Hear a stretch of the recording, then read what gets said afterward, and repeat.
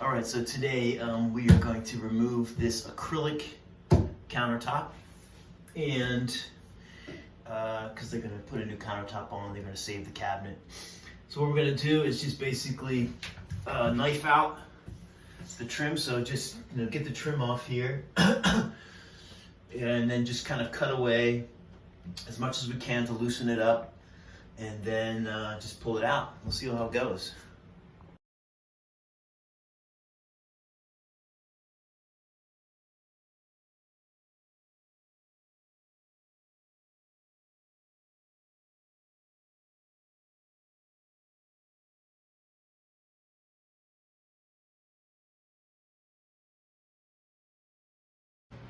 Okay, so I basically just used a hammer and a spatula and went underneath, hit it as you saw in the time-lapse video.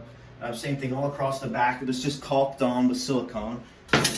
And now we're just gonna just lift it off, see if it, okay, so we're all set to go. So I have the homeowner, she's gonna help me lift this bad boy out, and we'll get it out to the truck. So we just need to tilt all the way up because we have to clear the counter. Oh, right. So just keep folding up.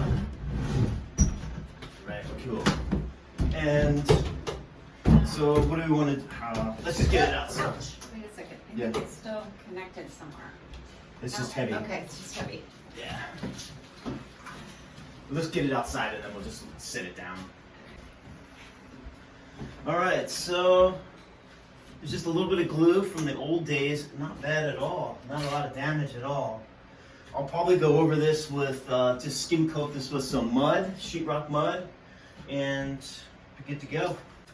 Okay, so now we're just prepping the wall because we're going to do a light skim coat of sheetrock mud over the top of this because the new backsplash is going to be just, less in height. So I just took a file, chisel, and just came across and just removed the caulking edge at the top because caulk creates a little bit of a ridge. Use a chisel, a sharpened chisel, and just skim across the top to remove that top layer of silicone caulking, so you have a nice flat surface to then do your sheetrock mud over the top of. All right, well, I have. Basically, you can see as I applied some hot mud. That's a 20-minute set mud, so it has a heat-activated component to it, which makes it dry faster. I used the heat-activated mud. I think this is a 20-minute heat-activated mud. And you use that because when you pull something off, there's paper exposed, and that paper tends to bubble. But the heat activated mud, the hot mud we call it, tends to just really seal that really quickly. If you just put like a topping mud on top, the topping mud typically has a lot more water into it, a lot more moisture, so it actually tends to pull that paper off. So you want to set that paper, the old stuff, as quickly as possible. So I just do a light coat of the hot mud and allow that dry maybe 15 minutes. And then I just went over it again, which you can see with more of like a top coat. And then I'm gonna use a heat dryer here to just kind of heat this up and get this a little bit hardened out, I'll leave a little bit more so I can sand it down a little bit and then apply some texture, spray texture.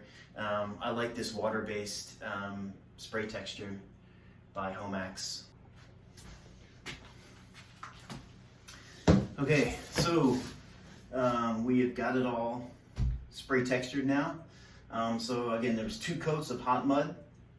I used a blow dryer, a heat gun really, to just kind of just make sure the hot mud was dry. And then I took a sponge, just like a sink sponge, and I just sanded out any rough edges, because if you just do the spray texture right over the hot mud without doing any sanding at all, and we call this, what I did today is called wet sanding. It's a little bit of water and just kind of knock down the edges of the hot mud to get them flat, and then you do your spray texture and try to match what was here. This is from the 50s. It's always hard doing spray texture, so I went with a very fine just hit it with one coat of fine to kind of like, you know, set the back. And then I turned up the nozzle to like a thicker to try to match kind of what was here. That's that.